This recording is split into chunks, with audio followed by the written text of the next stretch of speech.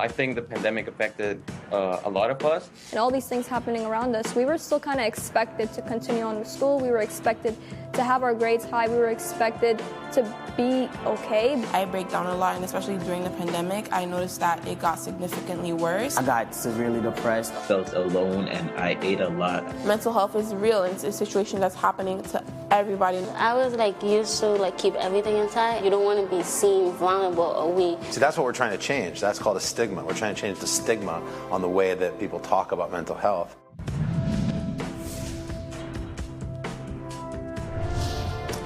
This past year, the younger generation became the face of resiliency, forced to pivot in every aspect of their lives. A switch to virtual learning, milestone events like graduations, proms missed, sports seasons and club activities all had to come to a halt. And because of this, their mental health was affected in a big way. Depression, stress, and anxiety rose to the #1 obstacle to learning this past year. And experts warn that this lost year of learning could have a lasting impact. I'm Carson Daly. And this 1-hour special Mind Matters, in collaboration with the Walton Family Foundation, is our way of understanding on a deeper level how our young people are feeling. Our goal throughout this next hour is not just to talk about all the problems, but to try and offer some real coping solutions moving forward and give parents signs to recognize potential issues and highlight people doing amazing things around mental health. But first, in order to really understand how young people are doing, I decided to go straight to the source. I visited the Office of Global Kids, a youth leadership organization right here in New York City. Take a look. Let's just start with how crazy this past year has been. Tell me, within a couple of words, how you would describe it. I would say that it was hell. Hectic, because a lot of people didn't really know what was going on. It was a roller coaster ride. It was kind of nerve-wracking and crazy. You're stuck at home behind a computer screen. People are dying and you don't know what else to do. Does anybody, show of hands, feel like in the past year you've basically been asked to grow up a lot faster than you should normally? We were expected to have our grades high. We were expected to be okay, but behind the scenes, a lot of us are enduring our own issues, and to expect so much from us, it's very overwhelming. And that kind of affects all of our mental health, especially mine. So it caused stress, and I couldn't really sleep that much. So I was sleeping at 3 a.m., 4 a.m., and then I have to wake up 7 a.m., 8 a.m., get ready for school. Before the pandemic, my grades were always high. I was always active. My sleep schedule flipped, because before I would wake up at 6 o'clock, 7 o'clock. Yep. Anybody else have a sleep schedule flip? Yeah. Yes. Yeah? You all did? Yeah. My GPA dropped. I had to start looking at other colleges, which did not help my confidence at all. You came here to the States, Yeah. and then the pandemic hits. Yeah, I just went to my middle school for 1 week. Then we were quarantined. I wasn't comfortable speaking English. And on top of that, I have never met my teachers. So it was really tough for me to manage my classes, but also get used to the new environment. You don't realize how stressful it is because as teens, they think that everything is going to be all right. You're young. You'll handle it. You're strong. They keep pretending kids don't have any type of problems. Oh, you're kids. You're going to grow up. It's just a little problem. Now you're going to grow over it. But they tend to ignore what's really happening on the inside. Do you guys talk about mental health with your friends, Abdullah? Do you ever have a conversation like this, or is it too heavy? It's just a subject that we never bring up. But in school, it's something that we're learning about. It comes up when there's something a tragedy that's happening. With my friends, we don't really touch on that subject a lot.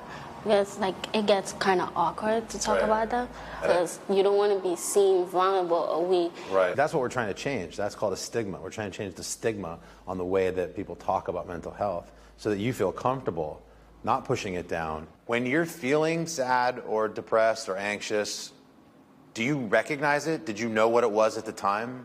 I didn't really know at first until I started separating myself, basically, I would say, from the world, and I started getting away, not really talking to people as much as I usually would, and that's when I knew something was wrong. I didn't go outside for almost 3 months. I just stayed home, did nothing rather than study. I was too focused on my grades that I forgot what I liked. You lost yourself. Yep. I didn't know how to define myself. I got severely depressed. I would start lashing out at my mom, which I knew was wrong, but at times I just stayed in my house, in my dark room, just laying there on a bed, doing nothing. Sometimes I would play music. Sometimes nothing helped. Right. Not even sleeping. Let me just go around the room. When you're stressed out, what's your greatest stress reliever? I kind of meditate. take mindful breathing. Sometimes when I'm having some sort of like emotions or when I'm like stressed out, I usually just stop for a moment and then just pick up my pencil and start drawing. When I sketch, it's like you could visualize your emotion. I do that like when I feel something hard and I don't know how I'm feeling, I'll just start sketching. And kind of see the emotion on the paper? Yeah. Oh, wow. What advice do you have for other teenagers who are watching us all have this conversation, but who haven't talked to anybody yet? I think the first step is to first acknowledge the problem, to notice that there is a problem and don't downgrade it. And the second step is to find your circle. Know who will help you, know who will not. To be honest, be yourself. If you're feeling like you want to just sit down and cry, it's better to cry your heart out at that moment instead of holding back tears. Can't we all just agree that for those of us that have a story to tell, a mental health journey, and here we are on the other side of it, society may look at us as being weak, but aren't we really the strongest ones? Yes. Yeah. Yes, we are. 100%. Look at what we can do. You agree with that? Yes. Thumbs up? Yes. So impressed by that group. So here's the question. How can you tell if your child or even a child in your life is suffering? Joining me now to talk about the surprising signs is child, adolescent, and family psychologist Dr. Jen Hartstein and child psychiatrist Dr. Judith Joseph. Ladies, thank you for joining me. And Dr. Hartstein, I'll start with you. What are just some top mental health concerns that you've seen from kids? Well, one of the things I think we're seeing, Carson, is the kids we used to worry about, the ones kind of on the fringe or maybe the more introverted kids, some of them have really been thriving during the pandemic because some of the stressors that come in school aren't there. They're not faced with the bullying the same way and all of those things. So we're noticing, especially in my practice, the kids that were more the outgoing, very active, extroverted kids really hit a wall during the pandemic because they just got stuck. All the things that they were engaged in, all of the social connections that really helped them were stripped in a lot of ways that were meaningful to them. So we're seeing an increase in, as you said earlier, depression, anxiety, self-harm is increasing, suicidal ideation is increasing. And when we talk to the kids, one of the things we're hearing is the isolation, the disconnect from their friends has been really monumental in increasing all of that emotional upheaval. Yeah, and even as one of the girls pointed out, this sort of idea that she recognized a separation of herself, which is an interesting thought. And you know, for both of you, parents, I'm sure, are watching this and over the past year have great concern, and it's hard to discern what's normal adolescent behavior versus what is a real warning sign. So I want to go to both of you to kind of break down what some of those signs can be. Dr. Joseph, I'll start with you. You talk about the idea of diminishing joy. If you see that in a child, what does that mean? So, Carson, we know that children experience emotional pain differently than adults do. And so there's something called points of joy, little pleasures. So for adults, it may be the first sip of coffee in the morning. For a child, it could be a simple pleasure like dessert. Or for a teen, getting your nails done or watching your favorite YouTuber.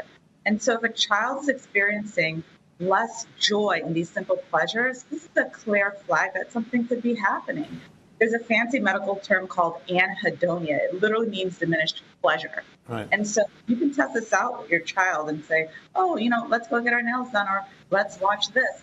And if they're not as excited, that's a sign that they're not enjoying things. They may not be as content or as happy. And that's a super helpful red flag that something may be happening. So if they reject the ice cream sundae, you really might want to start talking to them. That's what we're saying there for diminishing joy. Dr. Hartstein, you have coined the term door lurker. Explain that. So I think a lot of the times we see kids kind of hanging around right there. You're doing work as the parent, and all of a sudden they're kind of standing in the doorway or they're leaning on the counter, and they're just there. And our first instinct very often is to kind of be like, oh, what do you want? And be a little exasperated. But they're lurking is a sign that maybe they want to talk to you, but they don't necessarily know how to ask, or they want to bring a topic to the table and they don't know how to bring it. So they're just kind of hanging out to see. So if that lurking is going on, if you can stop what you're doing or be like, hey, I see you're standing there. I'll be with you in 1 second. Let me finish what I'm doing. It's a wonderful opportunity to encourage conversation, to encourage openness, to have those tough convos that your child might really be ready to have in that moment. Right. Dr. Joseph, I'm an 80s kid, and my parents, baby boomers, they were of the generation where they almost had an attitude where kids didn't have anxiety because kids haven't earned the right to have anxiety yet, right? That was their thinking. Of course, we know this now to not be true. I probably had generalized anxiety disorder at the age of 5. Talk to me about young kids, 5, younger. How do they express their fears or their anxieties? Carson, I'm so glad you brought that up, because we know that children express their emotional pain using physical terms. So a child 5 or 6, like just last week, I saw a child 5 or 6. She was saying her tummy hurt, her head hurt. The parents were running around going to the pediatrician using Tylenol. It turns out the child had severe anxiety. And so at the same time, you don't want to invalidate that. So you still support and nurture. You still bring out the chicken soup. You rub their belly. And you use this as an opportunity to open up the conversation. You can use an empathic term like, you know, when I'm stressed, my head hurts, my tummy hurts. I wonder if that's what you experience. I wonder if that happens with you when you're worried. And so this really validates the child. And this is science-backed. When you light up a brain of a child who's experiencing emotional pain, the same parts of the brain light up when they're experiencing physical pain.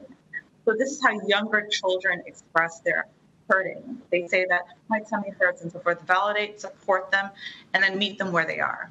I think a lot of parents, this is a great point I heard recently, need to realize if they are discovering some anxiety issues with their teens, it is not a reflection of their parenting. Because if they can get over that, then only then are they going to be open to the idea of starting to look at mental health the way that we look at physical health, because it's in no way a reflection of their own failure. I think that's an important point to make while we're talking about young kids and parents. Dr. Hartstein, teenagers, I mean, this is the tough group, right? I mean, I have so many parents who come up to me and say, listen, they're sleeping all day, they're irritable, they're withdrawn. Well, those sound like classic symptoms of being a teenager. Draw the line for our viewers here. What are real red flags? So, Carson, I think you bring up something really important, even just to go back to your point of it's not a reflection of you as a parent. There are so many variables that come into play with mental health, right? It's environmental, it's genetic, it's biologic. There's so many different pieces that we have to kind of step back as adults and really stop and say, hey, what is it about my kid? How do I validate what's going on? How do I get them the help they need? So I think that point is so important to drive home. And with teenagers, right? Yes, irritability, withdrawal, short-tempered, emotional, all of those things are kind of hallmarks of being an adolescent. But let's say if it all exists on a continuum, as we know mental health does, it's on the farther side of the continuum. So it's any little thing sets them off. Even the most innocuous, hey, how you doing? You get a ton of attitude back. Right. Or maybe they used to be talking a lot about a friend and they're no longer talking about that friend. Or they used to see them on that Roblox or on their social media text groups and all those things, and now they're not doing those things. So we want to kind of inquire with curiosity about what's going on and let them know, hey, I'm noticing something's different here. Let's talk about it. And I think kind of your gut as a parent usually gives you great information, and you have to trust that. What do you think that line is for parents as far as privacy with their teenager, taking a peek into their world and also, extending them the courtesy of having a little privacy?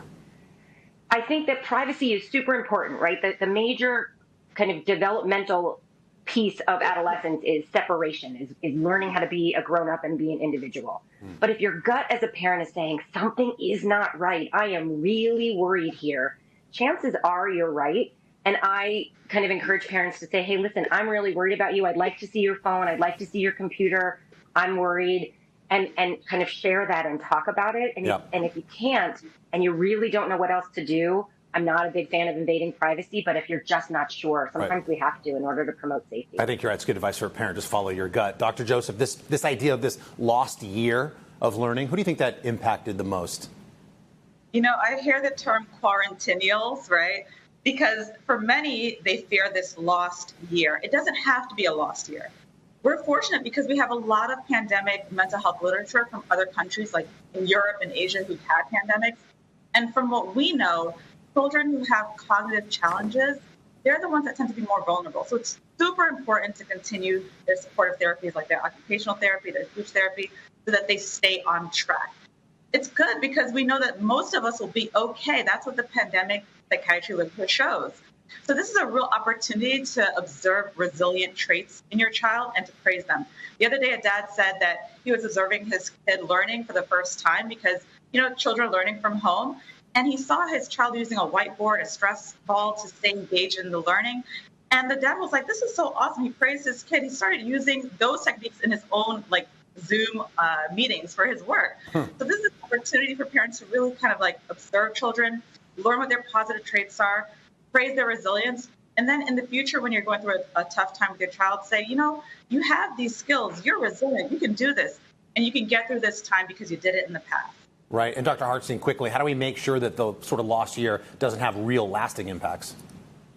I think we have to take, kind of to what Dr. Joseph was saying, take what we've learned in this year and bring it out. We've learned so much. So how can we kind of learn to slow down, learn to be more mindful, learn to use that things? And we have to be aware that, unfortunately, I think it's just the tip of the iceberg. So we have to be prepared for what's coming next and really talking about it, being engaged in mental health conversation, working on decreasing the stigma around mental health issues is going to help us be prepared for all the social and emotional support kids are going to continue to need. Ladies, great stuff. Thanks so much. And stick around, because coming up, now that you know what to look for, what do you do with it? How do you talk about it? Our experts are sticking around to walk us through the types of questions that you should be asking your kids to better understand how they are feeling.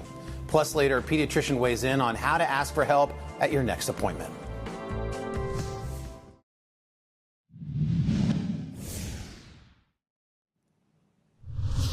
Welcome back to Mind Matters, a special examining the toll the pandemic has taken on the mental health of our nation's youth. We just gave 5 surprising signs to look for in children to know if potentially they're struggling. Let's recap those quickly. Diminishing joy, for example, things that they loved like dessert, they no longer like. Door lurking at your office door, could be at your bedroom door. For example, it could be a sign that they just want to talk. Maybe an uptick in physical symptoms, like a child saying that their stomach hurts, and probably more than they normally would. That could be a way that they're trying to express some anxiety. And the 2 other signs, irritability and withdrawal. So now that you know what to look for, how do you talk about it? Child, adolescent, and family psychologist Dr. Jen Hartstein still here. Child psychiatrist Dr. Judith Joseph also back, or joined now by Nadia Desi, who's a registered social worker whose TikTok account, of all places, has soared to over 3 million when the pandemic hit. Take a look at this.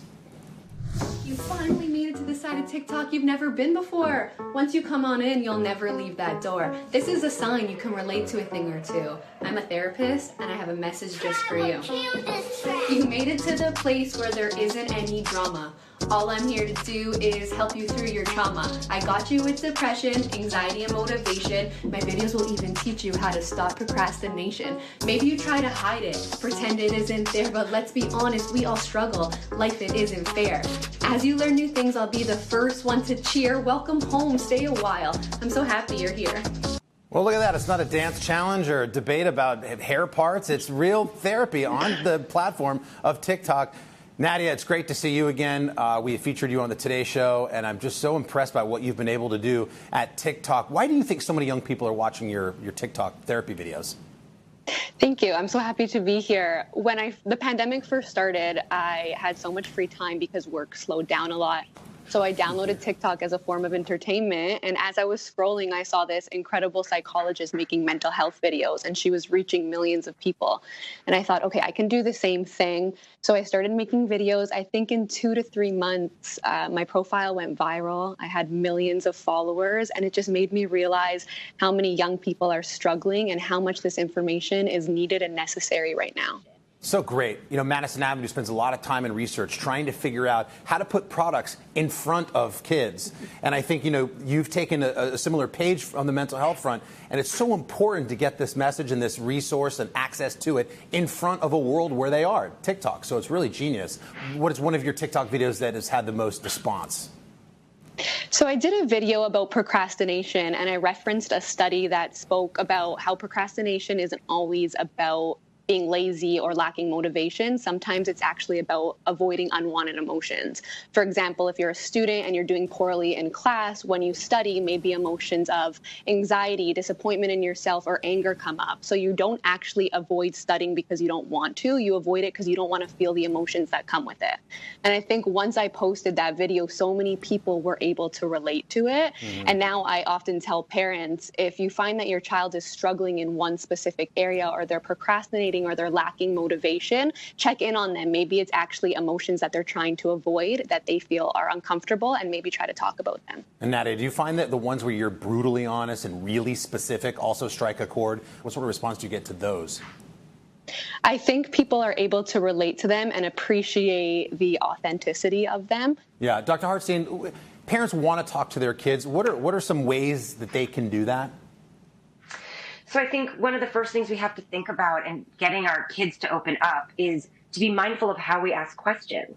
We are very quick to kind of be like, how you doing? Fine. Okay, great. And moving on. Or very close-ended yes or no questions. So be thoughtful about how you ask, right? Instead of, so how did things go at school today? Fine. Hey, tell me, I know you had this exam. How did it go? Tell me more about it. So if we can focus on the open-ended, really kind of no end in sight kinds of questions where your kids can share, be more engaged, and you can then go, tell me more about that. Oh, I'm curious, and all of those things. I think that's really important. And to kind of ask with curiosity, as I said earlier, and to really listen more and talk less. I think as parents, we fill in the blanks because our own anxiety gets in there and we want to kind of get to the end. But if you can sit back and literally kind of, I tell parents literally to take their hands and put them under their legs and sit on their hands and wait their kids out while they talk. Wow. That can be a really good cue to remember to just wait and see what they have to say. That's a good tactic. Dr. Joseph, I'm thinking about, when I communicate with my wife, timing is important, right? Like at the end of the day, for us, we're both tired, we both work, maybe after a couple of glasses of wine. That's actually not a great time for us to really break it down. We do much better in the morning. Maybe once the kids are gone to school, we're fresh, we have a cup of coffee, and we have 20 minutes to kind of go there. When's the best time to talk to your kids? Yeah, I think that Nadia is so effective because she meets children where they are and she relates to their interests. So, for a younger child, you may observe them playing. Slime is really in right now. And so I use slime with my patients in therapy, and I encourage parents to do it. You play with slime. It's an engaging activity. You're using all your senses, so you're using mindfulness. You're putting that technology away. So the children put away the tablets, the parents put away their phones. They get on the floor. Literally, you're meeting your children at their level, and you're playing together. And while you play, it's a creative free-form kind of process. You can hear some themes and use those open-ended questions that Dr. Jen brought up to really hear where your children are feeling and thinking and where they are. With the older children now, it's not so easy. So if you go head on with them, they may actually become overwhelmed and back off. So I encourage parents and children to keep worry journals. So at night, think about the worries, write them down in this journal. And then, you put that journal away. So you're kind of like using this physical place to put away the worries. Then you think of 3 positive things, because positive psychology teaches us that if you think of 3 positive things before you go to bed, your overall wellness improves. Another fun thing is the family time capsule. So it's retro, it's making a comeback. So use like a bin or a trunk and put memories in there from over the pandemic, and then set a date in the future to dig it up and then reflect on how as a family you were resilient and you have these memories, these physical memories to remind you that you had your strengths, you pulled it together, and you made it through this time. All great. Nadia, you sort of do short-form digital therapy, if you will, vis-a-vis TikTok. Well, again, aging myself, but when I was growing up, if my parents sent me to therapy, the general idea in our community would be, well, what's wrong with Carson? What's wrong with him? We're trying to frame the idea of therapy today through programs like Mind Matters and whatnot, that it's really nothing more than getting a trainer at the gym, right? Therapy is a great thing to be able to go, we look at mental health like we do physical health. So do you think that TikTok videos, are they a gateway for some of your patients to get into sort of regular in-person therapy? Absolutely, and I noticed that in my practice. I would say 80% of my clients are coming straight from TikTok, from seeing my videos. I also think it's a great opportunity to communicate to your parents what you're feeling if you're unable to put it into words. Sending them the video, showing them the video, this is what I'm experiencing. So I see that really often. Dr. Joseph, you're talking about talking to kids and playing games and trying to, get through to them. What do you do if one shuts down? If a kid, you just see it, it's just not happening? So yeah, there's no vaccine for these mental health problems, right?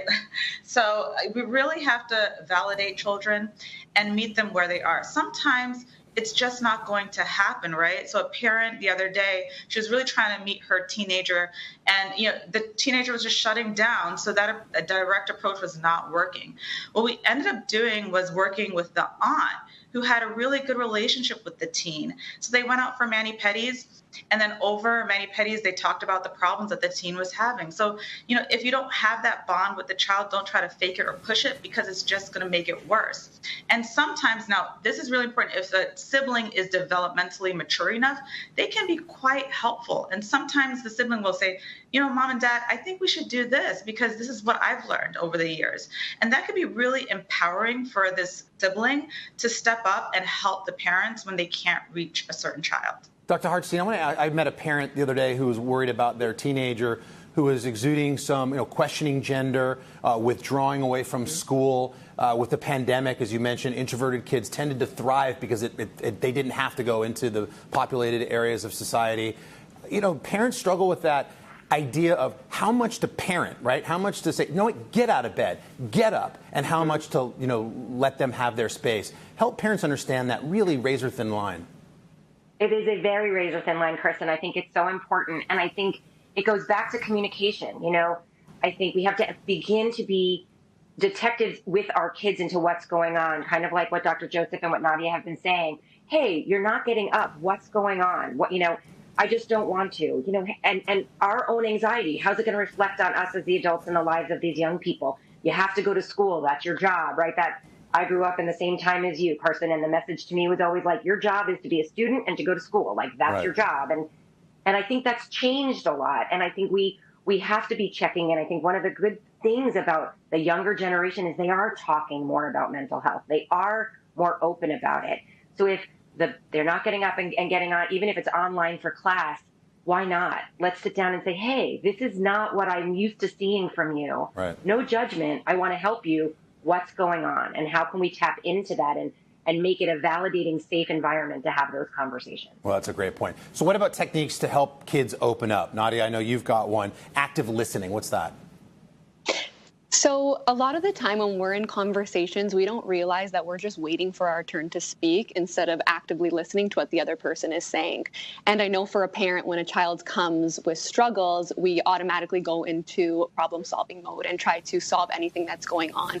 But in that moment, your child is trusting you, they feel safe with you, and all they want is to really feel heard. So just ensuring you're staying patient and you're staying present and you're allowing them to understand that you're listening to them and you hear them. Dr. Joseph, for younger kids, talk about the technique of role playing.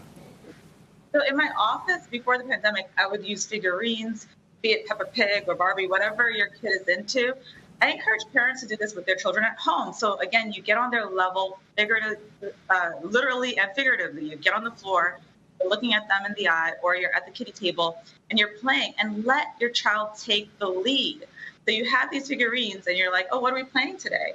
And you may realize that the child is acting out certain themes. So the other day, a mother was pretending to be the kid figurine. The child was being the parent figurine, and she was saying, I'm so busy at work, I'm so stressed. And the mom realized that the child was overhearing her work meetings. So she had to contain some of that anxiety and keep it away from the child because it was being projected onto the child. So play therapy can be very effective for parents. Guys, thank you so much. This is great. I mean, we could sit here all day and talk about the problems of mental health, but what we wanted to do in this hour special was really do a deep dive into it, come up with solutions and give ideas and techniques, ways to help us parents look at our youth, and you've provided just a ton of really good stuff. We appreciate it. Coming up, a group who's found an innovative way to reimagine therapy using the game Dungeons and Dragons.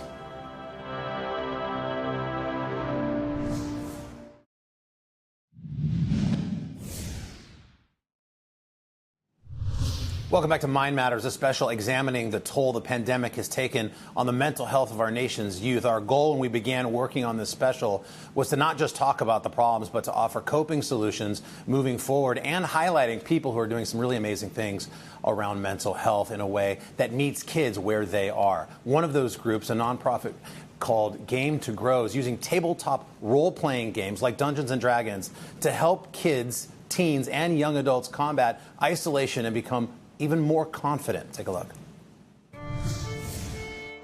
My name is Adam Davis. I have a master's degree in education with a specialization in drama therapy. I'm a licensed marriage and family therapist.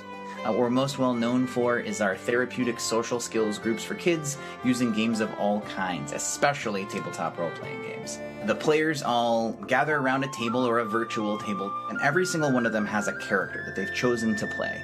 Realm, you're performing magic with me. Come along. All right. The players are playing characters that might be elf wizards or orc barbarians or these sort of high fantasy concepts that are really fun for them to escape the mundane and be a heroic fantasy character.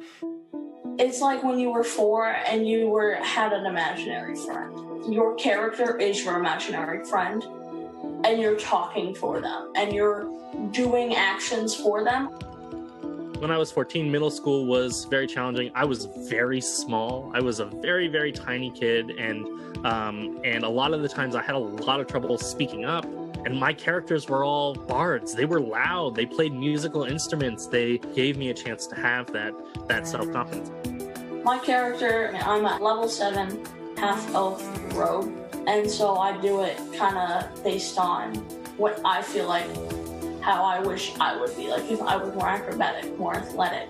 So that game master will describe what's happening in the world, the obstacles that those characters need to overcome, and the players determine, talking to each other, deciding what their characters are going to do, how they might overcome that in-game challenge. So we might intentionally design the aspects of what they're going to encounter in the game based on the needs that they have as an individual. So if we have a player who is especially shy, we might put them in the scenario where the king is only willing to listen to them. I'm a part of the LGBTQIA community, and so I already have just less self-confidence in myself already, but it does help when I'm playing PvP because I feel in the role. I've had another player recently do some writing about their experience as a player in our groups, and they said that playing their character taught them how to love themselves. I used to have pretty bad anger issues where I'd just get mad, I'd lash out. And so this has taught me to be calmer and to be more open and more like caring instead of just lashing out. The skills we're working on with our participants in Game to Grow groups aren't trying to address any sort of deficit. What we're trying to do is support them to flourish socially on their own terms. Can I get a quick thumb check? How's everybody doing today? Thumb straight up, thumb straight down, thumb somewhere in between. A lot of thumbs straight up. That's awesome. My thumb's kind of like this. Oh, Kessler's is kind of off to the side like this. We wanted a place where he could interact with other kids, and having a therapist there that is fully trained and understands the nuances of communication was really important.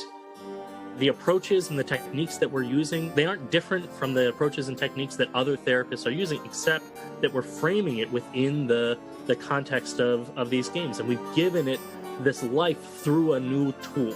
Okay, I'm going to put my hands in the middle like this. I'm going to say 3. I'm going to say 2. I'm going to say 1. And I'm going to say something that stood out for me today. I'm going to say Compton Cows. You're going to say whatever you want to say. Sometimes in the midst of something like this past year, we all, in the midst of this amount of stress, we want to hunker down and we want to build some walls to protect ourselves. And I think one of the most important things that I've seen personally and really seen with the participants in our groups is that this is more important time than ever to be reaching out. Any kid can benefit from having somebody to talk to, somebody just to hear their problems that has no stake in what's going on in their life. We're really, frankly, very good at hiding a lot of those things that are going on for us. And being able to open the door up and say, you don't have to hide. You don't have to keep that to yourself. We're here and we're welcoming the opportunity for you to talk about what may be bothering you, what you may be struggling with. That means a lot. That carries with it a tremendous amount of weight and possibility for growth. Hi. Bye, everybody. Wow, that's the nonprofit Game to Grow doing some incredible work there. And the line that stood out to me was a gamer saying, playing the character helped me figure out how to love myself. That's pretty powerful. We're back with child, adolescent, and family psychologist Dr. Jen Hartstein and child psychiatrist Dr. Judith Joseph to offer other ways to meet kids where they are. And that's what Game to Grow does, guys. I mean, it puts their whole world, like they said, these are therapeutic techniques. They're all in there, but they're wrapped up in a way that the kids can understand it. They're standing in front of them with these tools that look a little bit of a different way. So let's start with a toddler, Dr. Joseph. I have one. You want to meet a toddler where they are, not too easy. They express themselves by throwing tantrums. Oh, yeah. You know, it's interesting because if you're upset as an adult and someone says, you know, calm down, it's so frustrating, right? So don't wait until your toddler is mid-tantrum to help them to calm down. You've got to teach them these skills when they're calm, when they have, you have their full attention.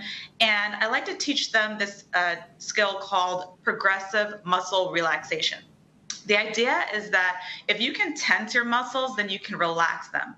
And when a toddler is in a tantrum, they're in full fight or flight mode, so their muscles are super tight. Wow. So you use stress balls, and then you use a lot of visual imagery, and you say, squeeze those oranges. Let's pretend these stress balls are oranges. Squeeze, squeeze, squeeze, squeeze. Let that juice flow down to your elbows. It's sticky. You get playful with it.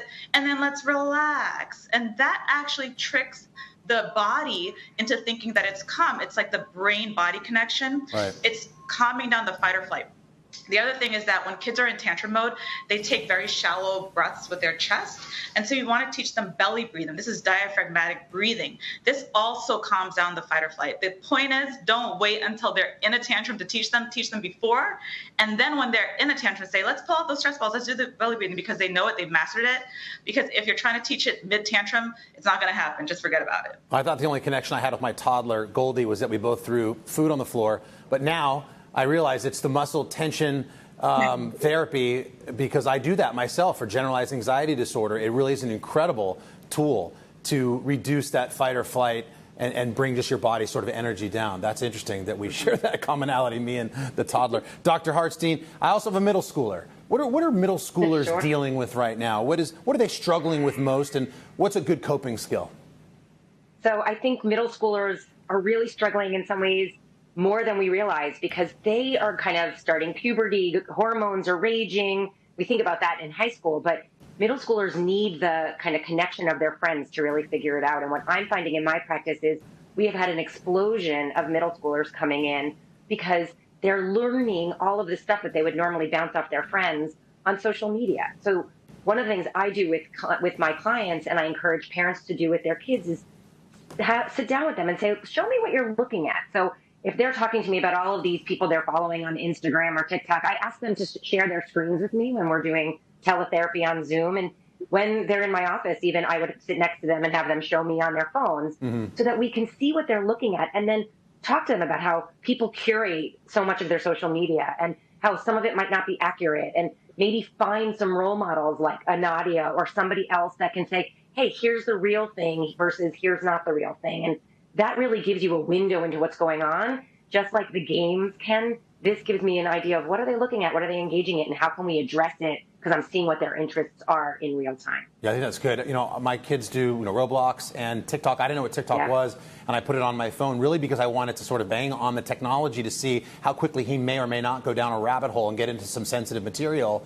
But I learned that that you could control it a little bit better. So when he's talking about TikTok as parents, we understand it not to be their best friend, but we have a good understanding of where they might go. And then, of course, I introduced him to Nadia and the TikTok therapy, and now he sort of scrolls through, and so it's like his vegetables of TikTok, if you will. Dr. Hartstein, what about high schoolers? Where do we meet a college freshman or a high school junior and senior in their worlds? Where can parents go to them to have meaningful conversation? I think it's so important to think about the fact that the big issue for them is there's this kind of transition to adulthood got a little delayed for a lot of them, where we expect them to go to college. Many kids didn't get to go to college or have the typical college experience. So the kind of delayed dependence has happened. So it's really important to have conversations about what is it that they need? How do we start to establish boundaries? How do we promote independence? How do we encourage them to get out of the house and do the things? If they want to go back to school opens and they want to play sports 5 days, but you're not entirely comfortable, how do we create those negotiations? And I think it's important for college students, a lot of whom got sent home during the pandemic, they lost their support. Maybe their most supportive mental health space was their college a college counselor or the mental health clinic there. So they might be struggling a little bit more. So it's figuring out as parents and adults in the lives of these kids how to support them when where they got that support was taken away, and how do we recognize that and kind of be present in those moments as well. Yeah, those groups, the high school, college, they really got hit hard this past year, So thank you. Some good advice there, guys. We'll take a quick break. Coming up, we're shining a light on a student-led movement that's helping shed the mental health stigma.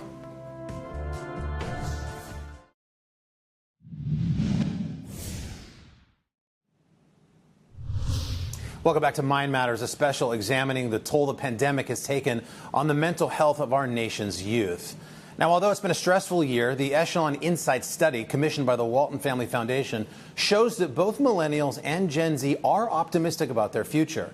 And 2/3 believe the American dream is achievable. Better yet, nearly half of young Americans expect to have a life better than their parents, with Black, Latino, and Asian respondents reporting even greater optimism. So why the overwhelming optimism, and how can we tap into these generations and their feelings? Meet one organization leading the charge in taking control of their mental health in high schools across the country so students can have a brighter future. Hi, everyone. Welcome to a virtual meeting of the Our Minds Matter Club at Watkins Mills High School in Gaithersburg, Maryland. We ask you to keep anything that is spoken about today confidential. It's a network of student-led clubs. And basically the goal of these clubs are to be able to really make this difference in their school community around how mental health is seen. Lauren Anderson is the founder and CEO of Our Minds Matter, a network of over 90 mental health clubs in high schools around the country. She created the organization to honor the life of her brother, Josh Anderson, who tragically died by suicide in 2009 at the age of 17. We always are thinking, could this program or initiative have potentially helped Josh? And I truly believe that it could have. I'm not sure that he would have been like the leader of the club or even involved in the club. But even if it was from afar, just having that support for him to feel like it was okay to ask for help. The clubs are entirely student-led, but they're supported by school psychologists and social workers. Margaret Neff is a school psychologist at Watkins Mill High School. Our vision is to reduce the stigma of mental health, and that's a very proactive measure. I think in the past, responses to mental health needs have been much more reactive in nature, and that is not working anymore. I think students know that better than anyone. At their most recent meeting, 17-year-old Vinny Gaiozzo is being interviewed by Miss Neff and other members of the club as part of a new member spotlight series. If you're struggling, what helps me is like building a routine. They're talking about how he creates electronic music as a strategy for coping with the grief he experienced after the death of his mother. It's a temporary relief that I'm only focused on the music and not on anything else. So what advice would you give to like people that want to start making music? Jose Aguilera is the president of the club. He first realized the importance of talking about mental health after witnessing his older sister work through a difficult time in her life.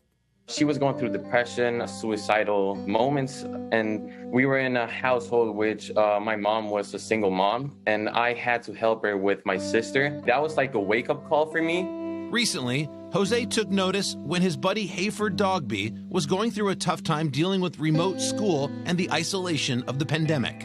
He convinced me. He said, just try one meeting, and after I tried one meeting, we tried breathing techniques, and it was really, really helpful. I'm the type of person who always likes to be outside, be with friends, be with people, build connections.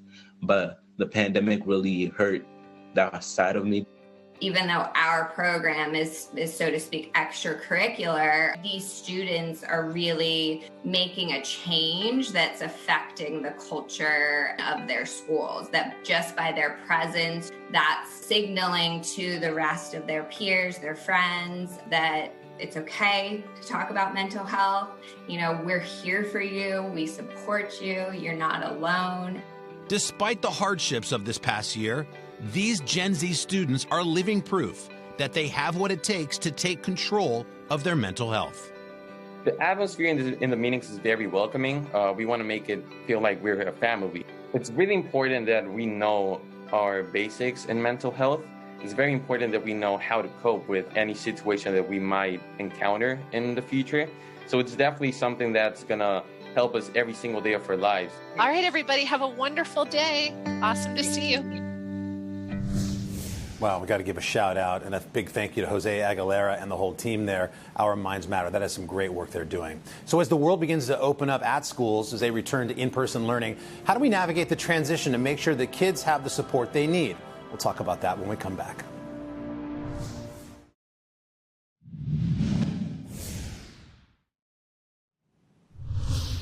Welcome back to Mind Matters, a special examining the toll the pandemic has taken on the mental health of our nation's youth.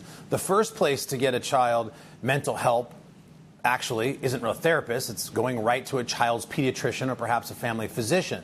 So here to help us navigate that transition as the world begins to reopen and kids go back to school and learning in person is pediatrician Dr. Edith Bracho-Sanchez and family physician Dr. Jen Cottle. Guys, thank you, doctors, both for being here. Dr. Bracho-Sanchez, we'll start with you. As a pediatrician, you are the first place we bring our kids. So how do you think pediatricians plan to address mental health in their offices as the country begins to reopen? That's right, Carson. Good morning. I think first to say that we know that this is a problem. We know that many kids are struggling currently, and we know that we have to find it, we have to diagnose it so that we can get them help. So in the months to come, I think parents should expect when they come to the pediatrician's office to see a number of surveys, right? Some kids are very vocal and they tell us, I'm feeling sad, I'm feeling angry, I'm feeling down. Some kids are not. And so we have to ask them in a way that feels private, in a way that allows them to sort of reflect on their own. And sometimes that's a survey on an iPad, right? It's sort of given them that space to sort of answer the questions privately without an adult probing them. So you can expect those types of surveys. You can also expect the pediatrician to ask those questions point blank, and you can expect the pediatrician to ask you to step outside for a moment so we can have a conversation with your child. And it's not because they're hiding anything that we need to do this. It is because sometimes they're embarrassed. They don't want to worry you by telling the pediatrician or disclosing that they're struggling with their mental health. So a lot of efforts, Carson, to try to get to the bottom of this. At what point might you recommend a therapist? I think it all depends on what's appropriate for the child's age, right? I think if a child is feeling a little anxious, a little sad, but it's something that comes and goes, it's something that they are manifesting in a way that is age appropriate, we might watch it. Now, if the symptoms are persistent, if they're sort of interfering with their ability to function, to go to school, to relate to other kids, we're going to go ahead and refer those kids. And we're often the best place to start because we know, the therapists in the community, we know whether this child might need a psychologist or a psychiatrist. And we also, can partner with parents. I think it's important to also know that we're not in any way trying to obstruct this. If you come to me and you say, I want to go see a therapist, I'm going to send you to a therapist. The point is to partner and to try to figure out the best place. And Dr. Cottle, it's hard for parents to kind of start this conversation when they go to their pediatrician. What should they say at their next appointment if they have issues? Right. That's a really great question. And honestly, sometimes, as was mentioned just now, it's difficult for children to vocalize this too. One of my best tips that I like to give is the importance of giving examples. So rather than a parent saying something like, my child is just not acting right, or the child themselves saying, I'm just not feeling right, try to give me examples of what that means. A parent might say, well, I've noticed my child is withdrawn and doesn't want to be around his friends, or my daughter is now crying all the time or is irritated or snappy. My son won't leave his room, sleeps 14 hours a day. These specific examples gives us really an idea it gives us insight really into what's actually going on with the child. Also gives us an idea as well if we need to look at maybe other underlying causes, because of course we want to look at the whole person, the whole patient, not only their mind but their body as well. So 12 to 15-year-olds were just recently now allowed to have the vaccination. That's going to help certainly in the fall for school reopenings. But Dr. Cottle, what could be some possible obstacles as kids return to in-person full-time learning? Yeah, this is really uncharted territory, I think, for all of us. And what it means for children is it's once again yet another change.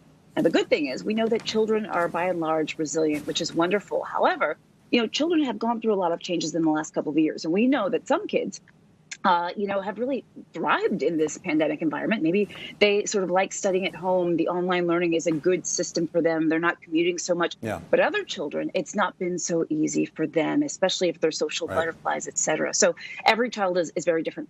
one of the things I think can be very, very important here is to think about what you've learned as a parent. Think about what you've learned about your child in the last year.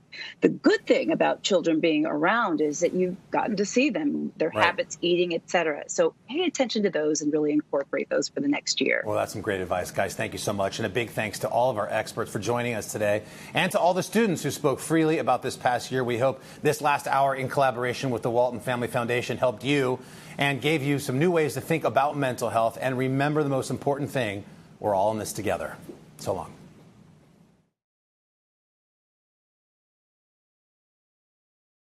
Hey, thanks for watching our YouTube channel. Find your favorite recipes, celebrity interviews, uplifting stories, shop our favorite deals, and so much more with the Today app. Download it now.